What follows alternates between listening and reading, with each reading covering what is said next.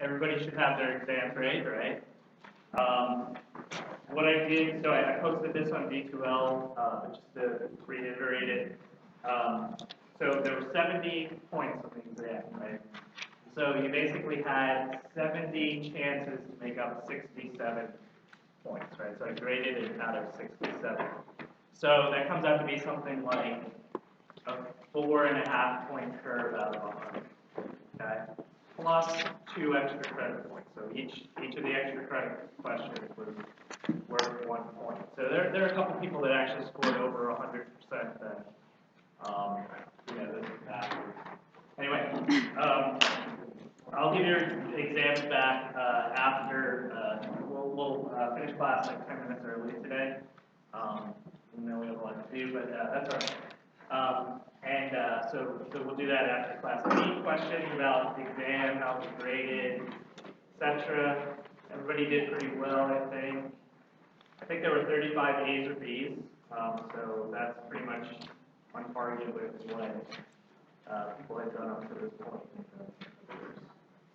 The other thing is, you might want to start thinking about this, that I need to get TAs scheduled for next semester, so if you think you're doing really well in the class and you think you might want to do that, then you can send me an email. At the end of the semester, what I'll do after everybody has completed the class, I generally sit down and I'll figure out who got like the top 6 or 8 grades, and I'll ask them to be TAs. But if you have some interest in it, you could even send me an email before this, especially if you're doing really well. The other thing is passing around a sheet. Today is one of the first days that we're going to really be talking about a lot of muscles. Okay. So today we're going to discuss 10 different muscles. So I sent around a sheet that has the name of the muscle, its origin, its insertion, its action, and its innervation. So all the type of information you need to know. And you can fill that sheet out as we go along if you want to. If you want to take notes your own way, you've been doing it, that's fine too. But I find that this is, to have all the information in one place is useful, even if after you take your notes during the day, you can fill that out afterwards, or use that for practice or whatever. So whenever there's a day when we're going to be talking about a lot of different muscles, I'll give out one of the sheets with the appropriate number of spaces on it. Okay, so you can use that if you find it helpful. Okay, so we're making a transition today to the upper limb, and so today we're going to focus on the shoulder, the scapula. Because I'll have to end class a little bit early, I'm not sure how much of the axilla we're going to get to, but if we don't get to all of it today, I'll just pick it up next time. Okay, so we'll sort of run it into the next lecture. Let me give you some idea of what we're doing for the rest of the semester. So after today's lecture, then next time we're working on the arm, the upper part of the upper limb, and then the forearm, lower part of the upper limb, and wrist. Okay, and we'll do the hand a bit. Then we very quickly transition to the lower limb. So we're really going to be doing a lot in the next 2 weeks. Okay, so the whole upper and lower limb. Explain a little bit about the upper limb. There are basically 3 main joints associated with the upper limb. There's the shoulder joint. Okay, the shoulder joint is also referred to as the glenohumeral joint. Now, we're going to talk about the osteology in a minute, but let me just tell you the reason for that now is because part of the scapula with which the humerus articulates is called the glenoid fossa, or the glenoid cavity. Okay? So glenoid, that makes up part of that name, gleno, and humerus is the one bone that's in the arm, right? I've already used this terminology, but let me just backtrack a little bit and explain it. That the upper limb refers to this whole thing right here, right? And the arm is the part that's proximal to the elbow, and the forearm is the part that's distal to the elbow, but proximal to the wrist joint. Okay, so arm, forearm. Okay. So you see that terminology reflected here, arm, forearm. Okay, let's go back. So the shoulder joint is a very interesting joint, as you'll discover today, because there's a wide range of motion that can be made at that joint. Okay, so if you think about the pelvis, the types of motion that you can make with your thigh and your leg at the pelvis, it's not nearly as much as you can make with your upper limb at the shoulder. And you'll learn why that is today. The elbow joint is the more distal joint to the shoulder joint. The elbow joint is the joint between the arm and the forearm. There's an important region that's just anterior to the elbow joint called the cubital fossa. Okay? And there are structures that run through the cubital fossa to get from the arm to the forearm. Okay? And then the most distal of these joints, the three joints that we're talking about now, is the wrist joint. Okay, the wrist joint is the joint between the forearm and the hand. And there are a number of structures that run between the forearm and the hand. They run through a region called the carpal tunnel, many of them. Okay, so you probably know a little bit about the carpal tunnel already, because lots of people have problems with the carpal tunnel when they type a lot in the wrong position, right? And so the carpal tunnel is the region that's anterior to the wrist joint. Okay, there's one other region that's around the shoulder joint. It's called the axilla. Okay, so we'll talk a lot about the axilla today, and I'll save the definition of what it is until a later slide. But it's basically the armpit region. Okay. So we have shoulder joint, elbow joint, wrist joint, and then there are lots of joints that are in the hand. I'll explain more about them when we get to the hand, but you basically have three sets of bones in the hand, and so this should be somewhat a review from the earlier part of the course. You have carpal bones that are in the wrist, metacarpal bones, which are in the fleshy pad of the hand, okay, and phalanges, which make up the fingers. Okay. You have 8 carpal bones, 5 metacarpal bones, 1 for each ray. Okay. And then you have 3 phalanges in each finger for the 4 fingers, and 2 phalanges in the thumb. Okay, so only 2 in the thumb. So 8, 5, and then 3 times 4 is 12, 13, 14. So 14 phalanges. Okay. 8 carpals, 5 metacarpals, 14 phalanges in each upper limb. Okay. The names of the joints here they sound so annoying. I realize this because they're difficult words to pronounce, but they exactly reflect the names of the particular bone. So, for instance, the joint that's between the carpals and the metacarpals, what do you think that is called? The carpo-metacarpal joint, right? Yes, that's long and unwieldy, but it's very explanatory, right? So carpo-metacarpal joint. The joint that's between the metacarpals and the phalanges, what do you think that is called? Metacarpo-phalangeal joint, right? The metacarpo-phalangeal joint. So you just take whatever the more proximal set of bones is, you put an O on the end, and so, so it's like metacarpo-phalangeal. Okay, there are joints between each of the phalanges. Okay, so these are the joints that are in the fingers themselves, and these are called interphalangeal joints. Okay, so for instance, you have just one interphalangeal joint in the thumb, and you have 2 interphalangeal joints in each finger. Okay, we can further delineate those. There's for each finger then, there are 2 interphalangeal joints. There's a proximal interphalangeal joint, and there's a distal interphalangeal joint. Okay? So, again, you have carpo-metacarpal joint, metacarpo-phalangeal joint, the proximal interphalangeal joint, and the distal interphalangeal joint. Okay, so those are the joints that are in the upper limb. Where's the top proximal interphalangeal joint is the more proximal of those interphalangeal joints. Okay. And there's the distal interphalangeal. Okay?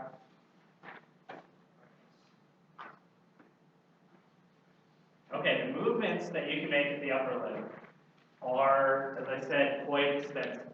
So, movements are flexion.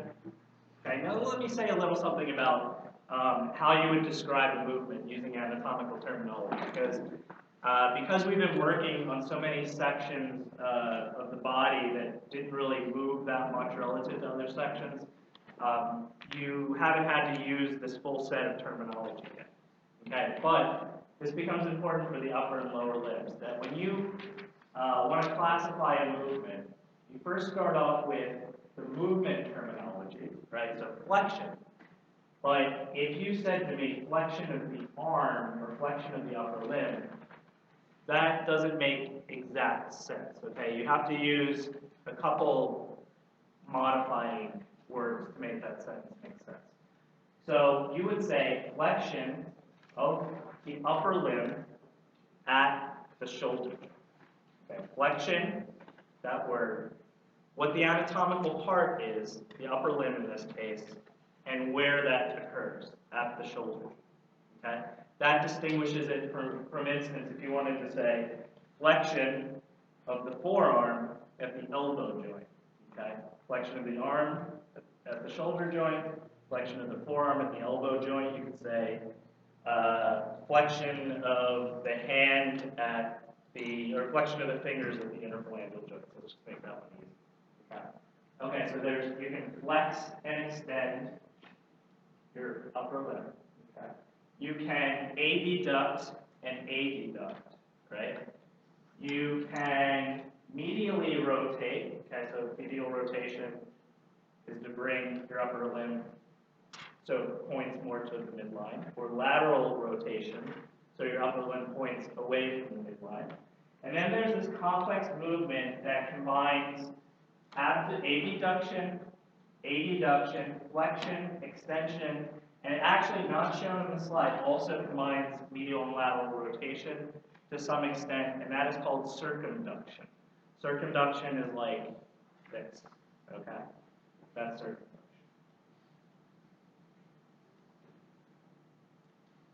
One interesting aspect of the upper limb is that the movement of the upper limb occurs at the shoulder joint, okay?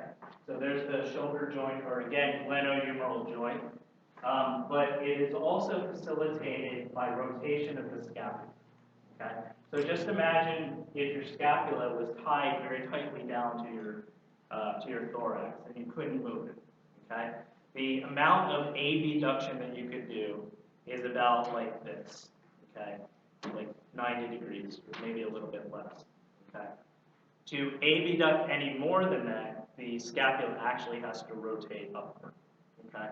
So scapular rotation actually facilitates movements beyond what is possible just by a rotation or just by any movement that occurs with the shoulder joint, okay? So you actually have a greater range of movements, and the reason that that's possible is, and you can appreciate that from this slide here, that the scapula is not actually tied down really in any meaningful way to the rib cage or to the thorax.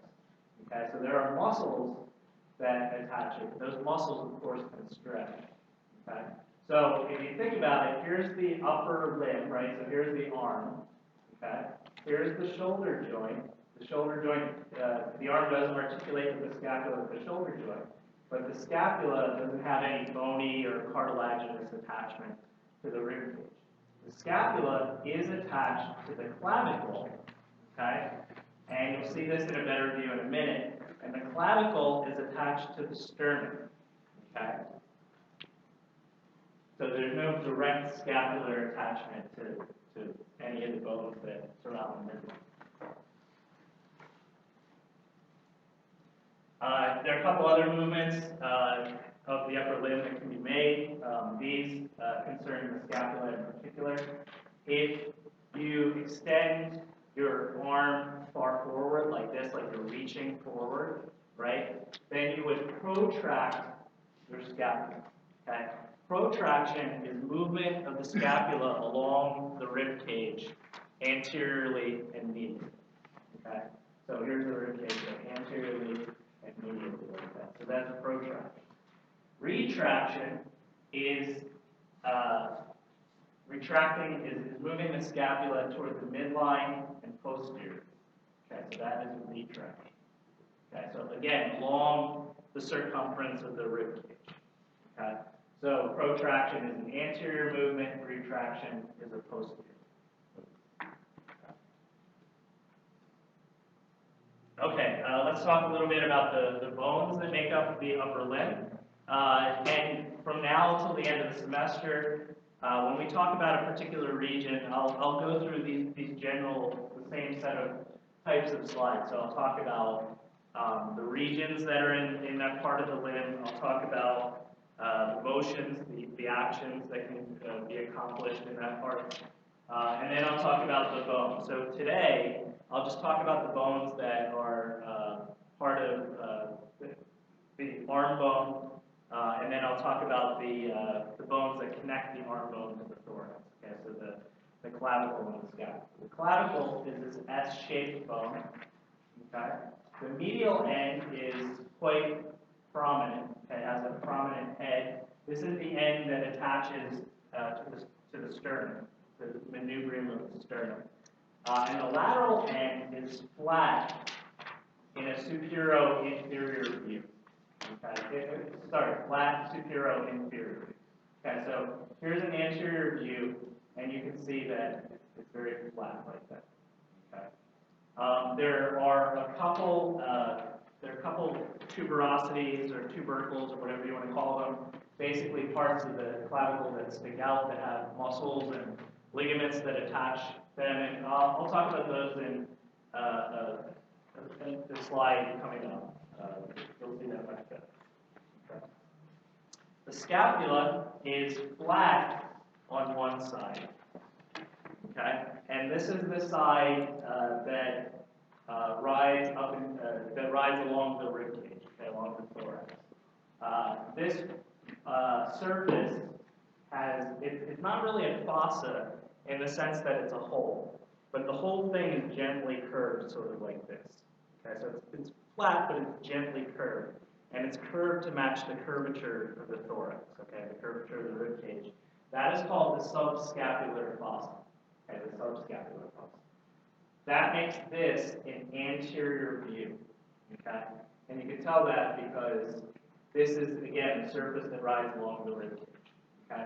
The posterior surface has more relief to it. Okay, so the posterior surface has a spine, labeled here as spinous scapula. Okay, and that spine basically splits it into an upper 1/3 and a lower 2/3. Just being, does that look like 1/3? I'm not sure. Anyway, that is to say the upper part is smaller than the lower part, right? The upper part is called the supraspinous fossa, okay? And the lower part is called the infraspinous fossa. And if you learn those names, that's going to make learning the names of the muscles very easy, okay? So there's a muscle that is in the subscapular fossa that's called subscapularis. There's a muscle that's in the supraspinous fossa that's called supraspinatus, and there's a muscle in the infraspinous fossa that's called infraspinatus. Okay, so that's very easy. So the osteology matches up, exactly with the names of the muscles. The spine of the scapula is continuous with the acromion, and you can also call this the acromion process. Okay, so the acromion or acromion process. So here's a posterior view of the acromion. Here's an anterior view of it right here. Okay, and so you can see it sticks out laterally, but you can also appreciate it from the anterior surface. Okay, let me show you where it is. So this is a side view of the scapula, right? This is a lateral view, bless you. You can tell that because here's the glenoid fossa or glenoid cavity right here, right? So this is the part that articulates with the humerus. And the glenoid cavity is right here on this view, okay? So this is the lateral side of the scapula because the humerus would be right here, right? That makes this the medial border. Okay? The medial border is somewhat straight. The lateral border is angled like this, okay? And then there's the glenoid cavity. All right, well, what I want to show you, though, in this is that the acromion is right here, okay? So the acromion process is the more posterior of the two main processes on the scapula. I'll tell you about the other one in a minute, right? So that's the acromion. The other one is called the coracoid process. That's right here. It's more anterior, so you can just barely see it on this left-hand image. Here's the lateral image, and you can see there's the coracoid process here. Okay? And it really is just, it projects more anterior. So here is the coracoid process on this scapula. This image right here. Okay? There are two muscles that originate on that coracoid process. And we're going to learn about these next time. Okay? So I'll give you the origins, insertions, innervations, functions of those muscles next time. But let me just give you sort of the information now so you can put it in your notes. You probably know these already from lab. Okay, so the two muscles that originate here are one of the heads of biceps brachii and the coracobrachialis muscle. Okay, so those two muscles originate from the coracoid process. What's the second one you said? The coracobrachialis. Okay. I don't know if you would ever be interested in this information. No, you wouldn't. Are you interested in evolution? Okay, I'll tell you something. Do you know where, will this take too long? No, okay. Do you know where mammals, do you know where mammals evolved? What types of mammals evolved? Fish. No. Well, yeah. Okay. I should have been more precise in my question. Yes. Fish was way back, right? The animal directly preceding mammals was a reptile-like. So these organisms, they're called one of two things. You could say either one. They're either called mammal-like reptiles or reptile-like mammals. The reason is because they're basically a transition form between reptiles and mammals. Okay. So, okay. Now I want to tell you more about it, but I can't. You actually just last class before the test learned something that I can draw your knowledge from now. Is that, so you know the three bones that are in the inner ear, right? The malleus, incus, and stapes. Those three bones used to be part of the reptilian jaw joint. So the jaw joint has basically, in reptiles, had basically been commandeered to be the inner ear bones of the mouth, right? Well, in reptile-like mammals, these things that preceded mammals, the coracoid was a separate bone, okay? So it was an entirely separate bone, and so the muscles that come off of it, you'll see when we talk about their innervation and some other aspects, are kind of unique. And that's because from the evolution of reptile-like mammals to mammals, the coracoid bone has become the coracoid process of the scapula. Okay. Wow, nobody's interested. Okay. All right. Okay. So what other little things can I tell you about the scapula? Okay. There are a couple little notches in the bone that are important that we'll talk about today. The suprascapular notch right here. Okay. There is a ligament that crosses that and basically makes that into a foramen. And there's the nerve that runs through that we'll talk about today. That's the suprascapular nerve. And there's an artery, the suprascapular artery, that runs over the ligament.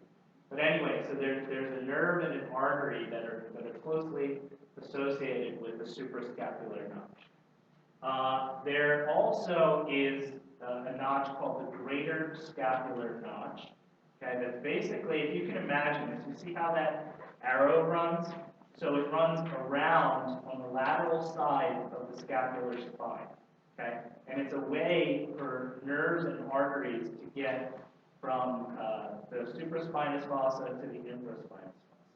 Okay, so they basically run through that greater scapular notch. Okay, the other thing is there are two tubercles that are associated with the glenoid cavity. Okay, one of them is here. This is called the infraglenoid tubercle. So it's just inferior to the glenoid cavity. There's an important muscle that arises from there. Again, we'll learn all the origins and insertions of these muscles next time, but let me just preview that and tell you that it's one of the heads of the triceps muscle that arises from the supraglenoid tubercle. Okay? The other one is not listed on the slide, but it's basically right here. It's called the supraglenoid tubercle, right? So it's just same sort of terminology. There's an important muscle that arises there. Again, we'll talk about it next time. That's the long head of biceps brachial muscle that arises from the supraglenoid tubercle. Okay, so this is the scapula. Okay, the humerus. Right now, we'll just talk about the proximal part of the humerus, and we'll save the distal part for when we talk about the forearm, because the forearm muscles all arise from, a lot of them arise from the distal part of the humerus. But today, we're just concerned with the proximal part. There are two tubercles on the humerus. Okay, there's the greater tubercle, which is right here, and the greater tubercle is lateral. Okay, so this is lateral. This is the anterior side of the humerus. So this is the right, yes, the right humerus, right? So there's the lateral, more lateral tubercle, the greater tubercle. The lesser tubercle is placed almost exactly anterior. Okay, so greater tubercle and lesser tubercle. Whenever you see a tubercle like this, I think I've described this before. That just means that a lot of different muscles attach there, and they raise the bone in that portion. They raise that portion as well. Greater and lesser tubercle. Then between the two tubercles, you have the intertubercular sulcus. We already talked about this earlier in the semester. So, for instance, you know that how many muscles do you know about now? You know about two muscles that insert into the intertubercular sulcus. What are they? Latissimus dorsi is which one did you say that? The what? Ooh, that's pretty good. Actually, one of the heads of the long head of the bicep does the tendon runs through the intertubercular sulcus. It's true. Yeah. Pec major also inserts. Okay, so those are the muscles you know so far. Again, we'll talk about the biceps next time. There's another couple of other important things to know about the humerus. Well, one of them is that the greater tubercle continues as a ridge inferiorly. We don't really have to worry too much about that, and resolves itself here. You see that mark right there, and it's shown here in a different view as the deltoid tuberosity. Okay. The deltoid tuberosity. So this is where the deltoid muscle attaches, and we'll learn more about that muscle today. Okay, so that's one of the 10 muscles that we'll discuss. And another important thing about the humerus is this is kind of counterintuitive, but do you know where the anatomical neck of the humerus is? What's that? Okay, this is the counterintuitive part. This is not the anatomical neck of the humerus. This is the anatomical neck of the humerus. Okay? So it's between the head and the two tubercles. Okay, that's the anatomical neck. What's circled is called the surgical neck. So when you put it this way, it's called the surgical neck because if you break your humerus, it's very likely that one of the places you'll break it is here. Okay? and it almost never breaks along the anatomical. Okay, so clinicians call this the surgical neck, right? So it's just inferior to the greater and lesser tubercles.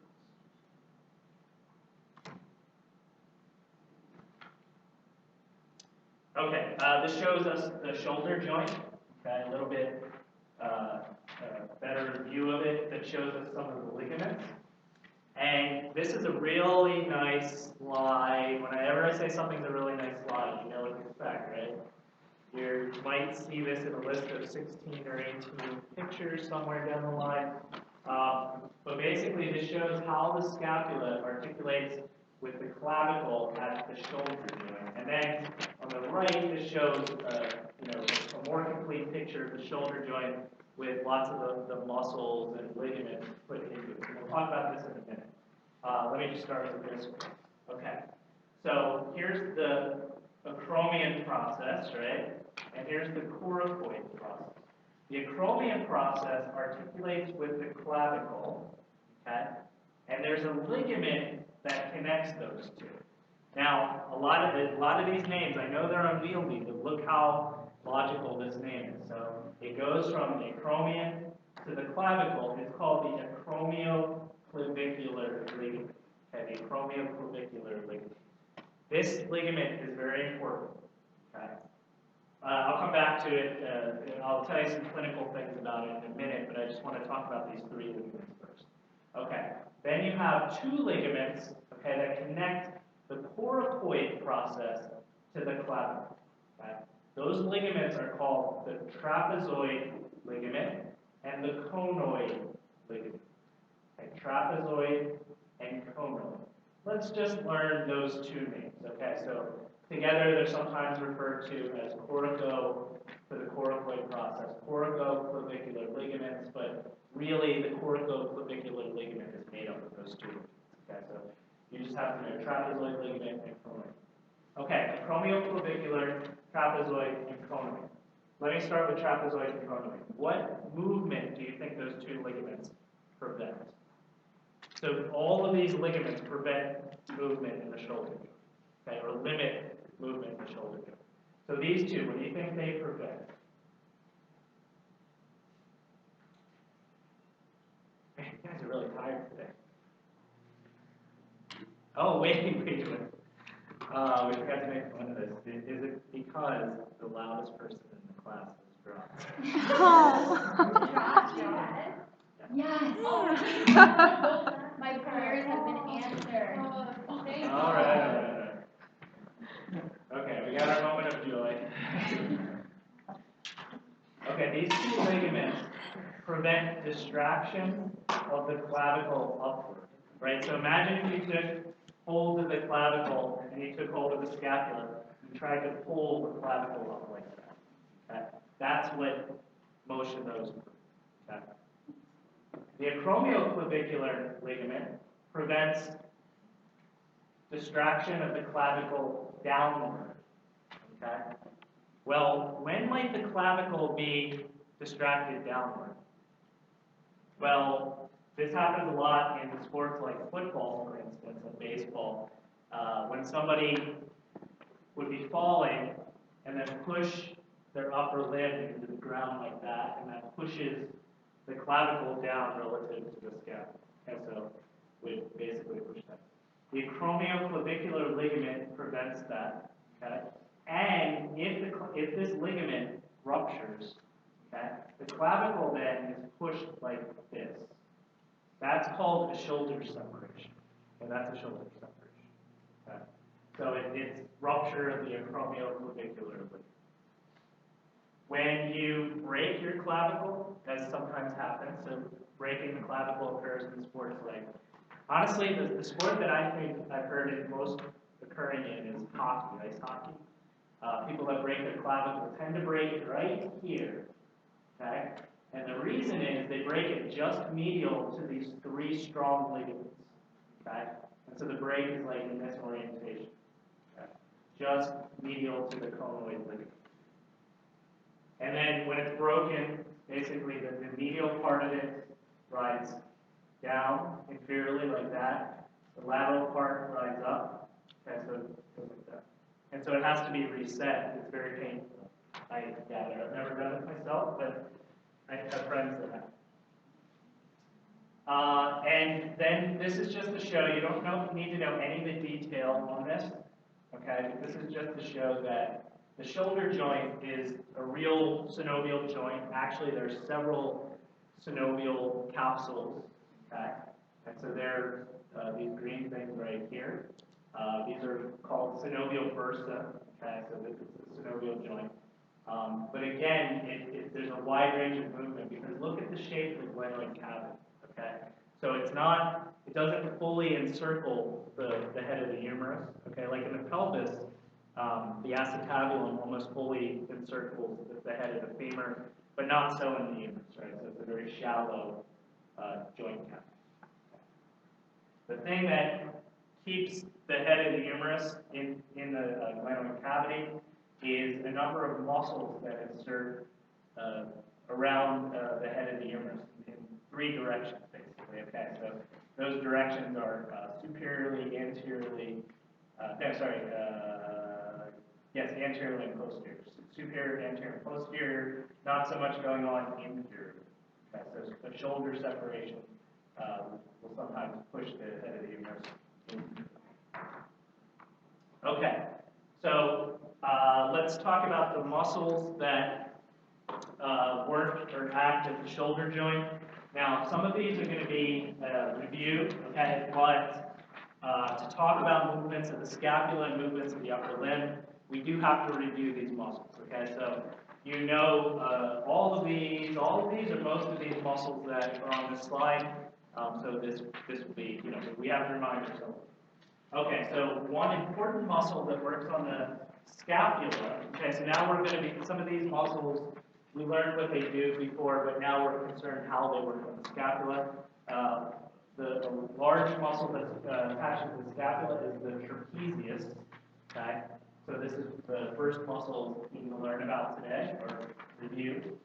And if you remember, the trapezius runs from, let's just keep the level of detail down here since you already learned this, from the head, from the nuchal ligament, okay, and all the way down to T12. And from the spinous processes, all the way down to T12. Okay. The trapezius attaches to the lateral third of the clavicle, so you can't see that in this view because that's anterior, and to the acromion, and to the scapular spine.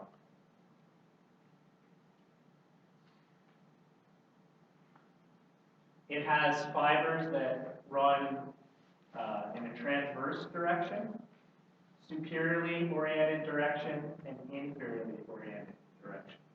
These fibers actually do different things, okay? So the transversely oriented ones, the ones that are in sort of the middle of the muscle, they retract the scapula. Okay, so imagine if you shorten those fibers right there, they would retract the scapula. Okay.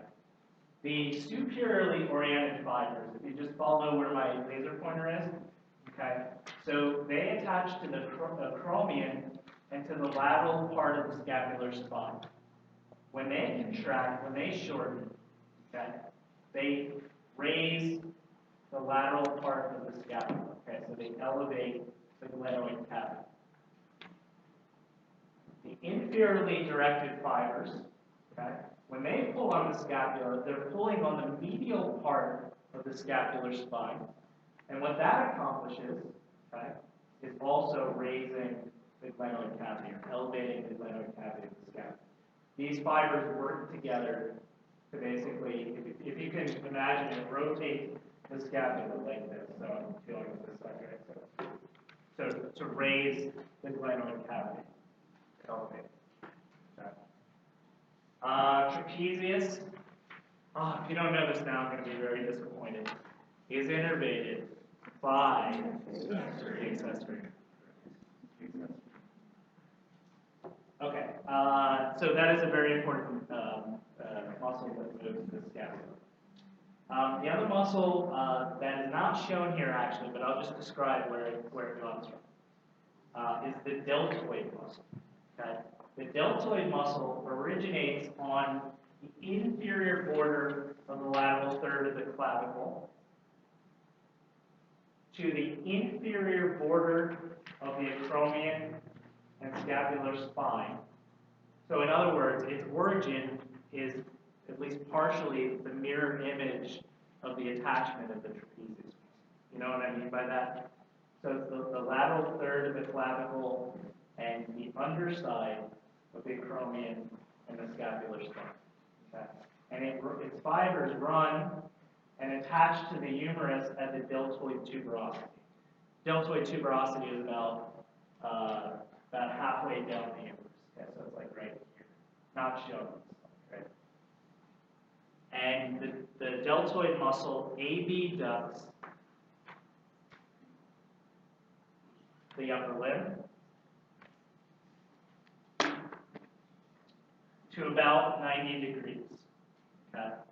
There are other muscles that help abduction beyond 90 degrees, but the deltoid can abduct up to about 90 degrees.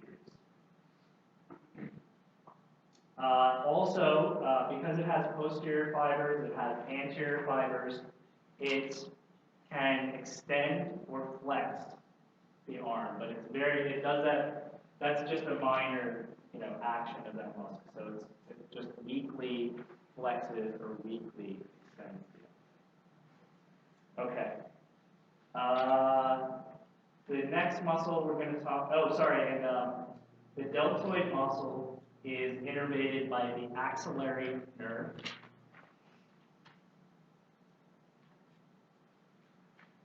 We have no anything else about it. Okay, next muscle we're going to talk about is levator scapulae. So here's levator scapulae. Levator scapulae runs from the transverse processes of C1, 2, 3, and 4. Okay, so C1 to 4, transverse processes, and it inserts onto the superior border and angle of the scapula. So it starts right here, superior border and angle of the scapula. And the action of this one is very easy, okay, because it elevates the scapula, right? Levator, it elevates the scapula. It is innervated by C3 to C4 spinal nerves. And it has a contribution from C5 as well, because it's also innervated by the dorsal scapular nerve. This is really asking your memory to do a lot of work, but what other muscles are innervated by dorsal scapular nerve? Rhomboid? Oh, yeah, okay, good. Ah, it works. Okay, so yeah. There you go. So the levator scapulae is at least partially innervated by the dorsal scapular nerve, which is C5 fibers. Let me say something a little bit about, so I've started to say C3, C4, C5. That's important information now in this part of the course, especially talking about the upper limb, because a little bit later today / next time, we're going to be talking about the brachial plexus. The brachial plexus is made up of fibers from C5 through T1, okay? Cervical spinal nerves. And knowing which fibers run where is important for a number of things. When I want you to know that information, I'll say it. When I don't want you to know it, I'll just skip it. But that is important. C3, C4, C5. Okay, rhomboid minor and major. So these are two muscles that we talk a lot about. If you remember, rhomboid minor runs from C7, T1 spinous process,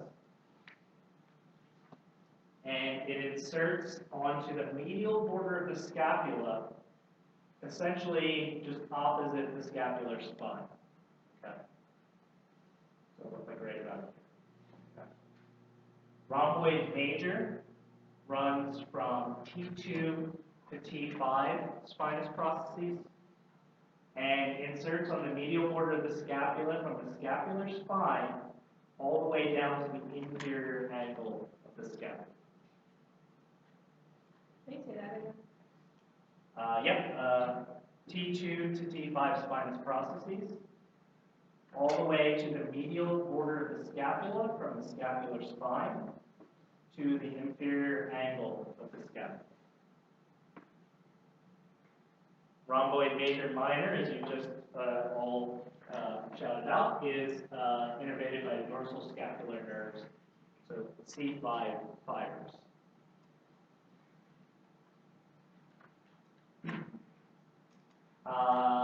You'll note that these three muscles, levator scapulae, rhomboid minor, and rhomboid major, basically cover the entire medial and superior border of the scapula.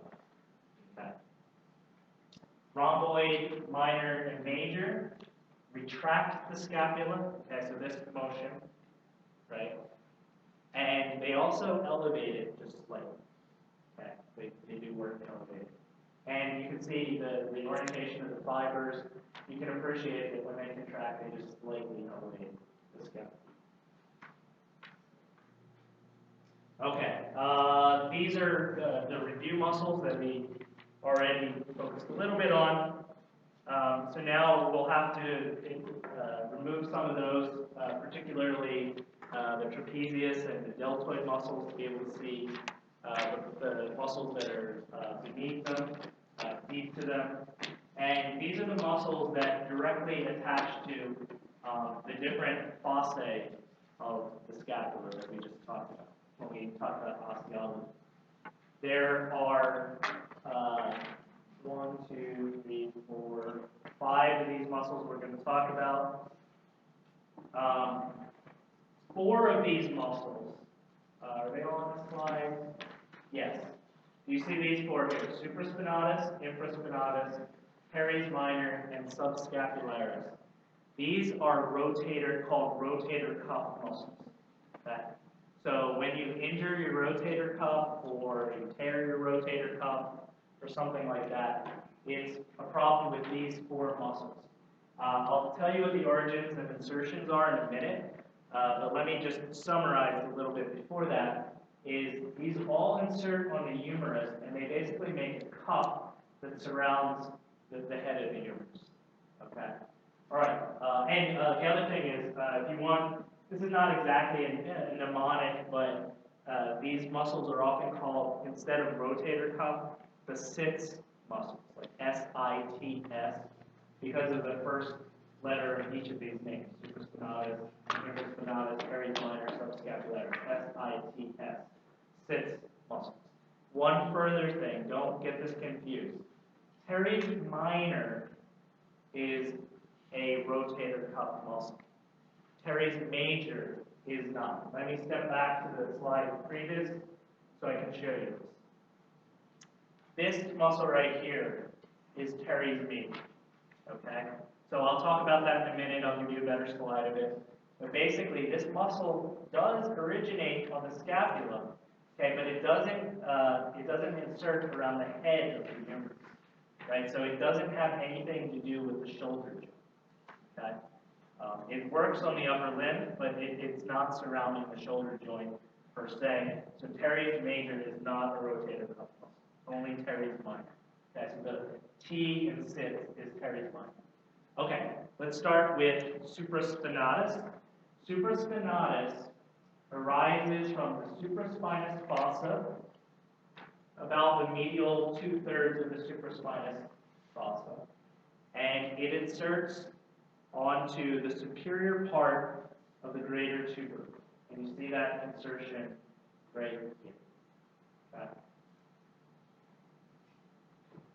It is innervated by C5 and C6 fibers of the suprascapular nerve. The suprascapular nerve.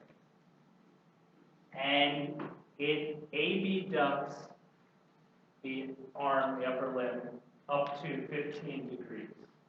Okay, so like this. Sort of. That's supraspinatus.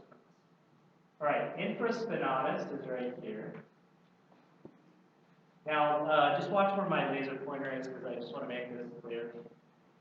This is infraspinatus, this is infraspinatus, this is infraspinatus. Okay, so it's kind of triangle shaped like that. Okay. Infraspinatus runs from the medial 2/3 of the infraspinous fossa. I told you this part's going to be somewhat easy. And it inserts onto the greater tubercle of the humerus. It's innervated by C5 and C6 fibers from the suprascapular nerve. Do not be confused. It is innervated by the suprascapular nerve. Okay? So suprascapular nerve does both supraspinatus and infraspinatus. I'll show you a better slide of this in a minute, but basically that nerve winds its way around like this. Okay, so it runs from this supraspinous fossa to the infraspinous fossa. Okay, infraspinatus laterally rotates the arm and the shoulder, right? So like this, lateral rotation of the arm and the shoulder. Okay, teres minor arises from the posterior surface of the scapula near its inferior angle. Okay, I say near, but it's not at the inferior angle. It's near the inferior angle. So posterior surface of scapula near inferior angle, and it runs to the greater tubercle of the humerus, okay, the inferior part of the greater tubercle of the humerus. It also is a lateral rotator. Okay, lateral rotator.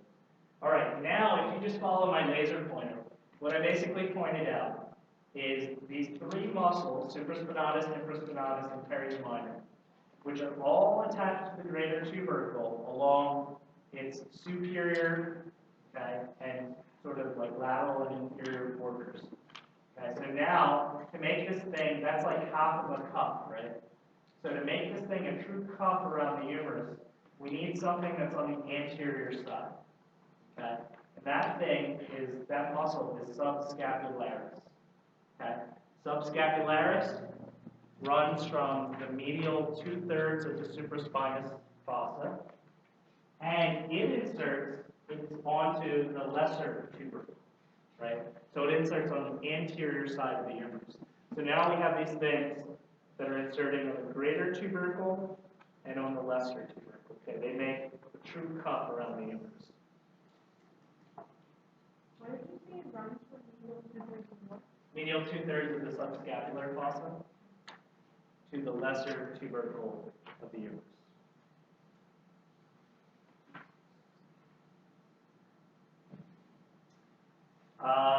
Did I forget to tell you what these things are innervated by? Okay, teres minor, okay, is innervated by C5 and C6 fibers of the axillary nerve.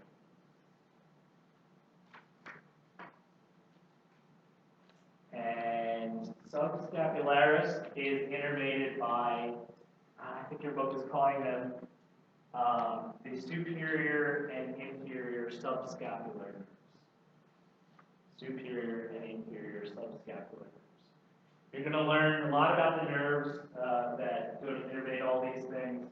I think instead of memorizing sort of like a list of what's innervated by the suprascapular, what's innervated by the subscapular, once we learn about the brachial plexus, that's going to become much easier. Okay, because there's a logic to what innervates what in the upper limb. Okay, then there's two more muscles that we have to talk about because they are not directly surrounding the shoulder joint, okay, but they are in the proximal part of the humerus / sort of the axillary region. Okay. Teres major is one of them. Okay. Teres major originates on the posterior border of the scapula, around and to the inferior angle. Okay. So let's say the lower 1/3 to the inferior angle of the scapula. And it inserts into the medial border of the intertubercular sulcus. So, in other words, teres major starts out on the posterior side of the scapula, and it works itself around to the anterior side of the humerus. What do you think this muscle does?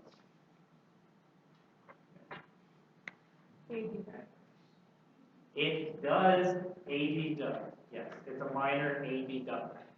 Okay.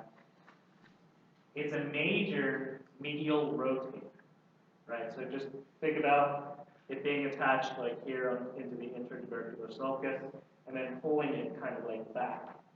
Sort of has the same action as the latissimus dorsi. Okay. So it's a medial rotator along with latissimus dorsi. Okay, and then the other muscle that's in this region, and again, we'll talk about this muscle much more next time, is the long head of the triceps brachii. Okay. Long head of triceps brachii originates on the infraglenoid tubercle of the scapula, and it inserts onto the olecranon process of the ulna. In other words, it crosses the shoulder joint, okay, and it crosses the elbow joint. It is it's one of the extensors of the arm at the shoulder joint, okay, and it's an extensor of the forearm at the elbow joint. Okay. So it extends the arm at the shoulder joint, extends the forearm at the elbow joint. And triceps brachii is innervated by the radial nerve.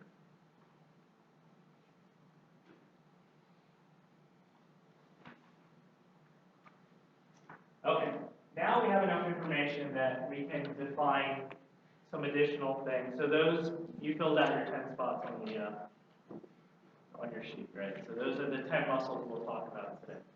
Now we know enough about this region. So let me just recap. Supraspinatus, infraspinatus, teres minor, subscapularis is on the other side of the scapula, teres major, and the long head of triceps brachii. Okay. There are a couple spaces that those muscles make up, okay? And there are nerves and arteries that run into these spaces. Okay. So let's start out with the quadrangular space. Quadrangular space is made up between teres minor, the shaft of the humerus, teres major, and the long head of triceps brachii. Okay. Right now, I'm just going to go through each space and define them, and then we'll talk about what runs through each space. Shaft of what? Shaft of the humerus, right? Teres minor, teres major, and the long head of triceps brachii. The triangular space, and this little tiny triangular region, is between teres minor, teres major, and the long head of triceps brachii. And then there's a triangular interval, which is between the shaft of the humerus, teres major, and the long head of triceps brachii. That's why I'm showing you triceps brachii today, because it defines the borders of these three spaces. These three spaces, this is how things get to innervate the muscles in this region. Okay. And these are the things that run through. Okay, let's start. Can you say what the triangular interval, what that was? Was the humerus? The triangular interval? Yeah. Between the shaft of the humerus, teres major, and the long head of triceps brachii. Teres major. Teres major, right here, yeah. Okay. First, let's start with the suprascapular nerve. Okay. The suprascapular nerve runs through the suprascapular notch, which is right here. And remember how I told you there's a very important ligament that's right there? Let's not learn the name of this ligament, but there's a ligament over it, right? And that ligament, so it's here if you want to know the name, but you don't have to. That ligament basically makes the suprascapular notch into a foramen, right? A foramen is just a hole. So there's the suprascapular foramen, right? And you'll note, you have to look really closely at this, or if you printed it out, you should look at it. Let me just show you this. So here's the nerve in yellow, right?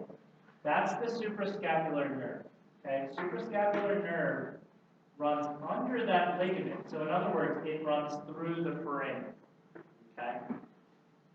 When it runs through the foramen, then it innervates supraspinatus, okay?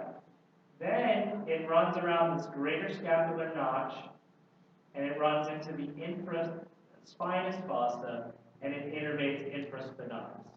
Okay? So it takes a curve around the acromion and the spine of the scapula. So again, runs through the suprascapular foramen, innervates supraspinatus, runs through this greater scapular foramen, and innervates infraspinatus. Okay? The artery, the suprascapular artery, is a branch. I won't give you all the things that it comes from, but initially it's a branch of the subclavian artery. Okay? And it runs not through the suprascapular foramen, okay? It runs above that ligament, so it doesn't run through the foramen. Okay?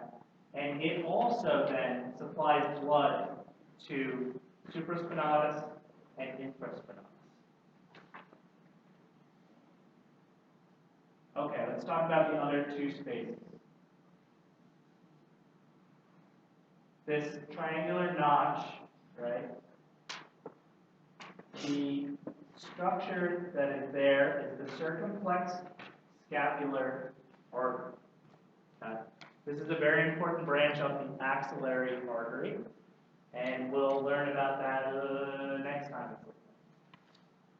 Okay, the quadrangular interval, okay, remember that one that's sort of shaped like a square, rectangle, or whatever, quadrangular, has two very important structures running through it. The axillary nerve is one of the terminal branches off the brachial plexus. And if you remember, the axillary nerve innervates the deltoid muscle, and it innervates the triceps, and it will run down, and it will innervate all the muscles that are in the posterior compartment of the forearm. Okay, so basically, almost everything that's on the posterior aspect of the arm and the forearm is innervated by the radial nerve. This is how the radial nerve gets from the brachial plexus to the posterior compartments, okay, through that quadrangular region. And the artery that runs through that quadrangular space is the posterior circumflex humeral artery.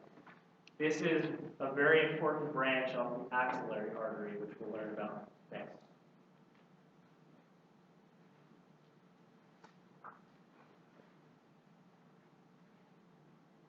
You know what, I made a mistake again. You guys were whispering, so you understood the mistake that I made.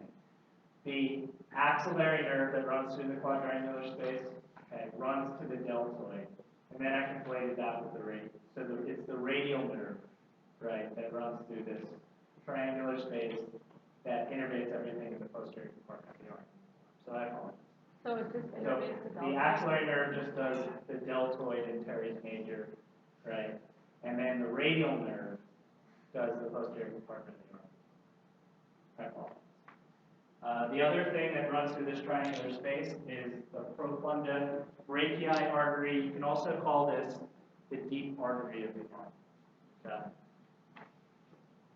That is a branch, the profunda brachii artery is a branch of the brachial artery. Let's take a look at that next time.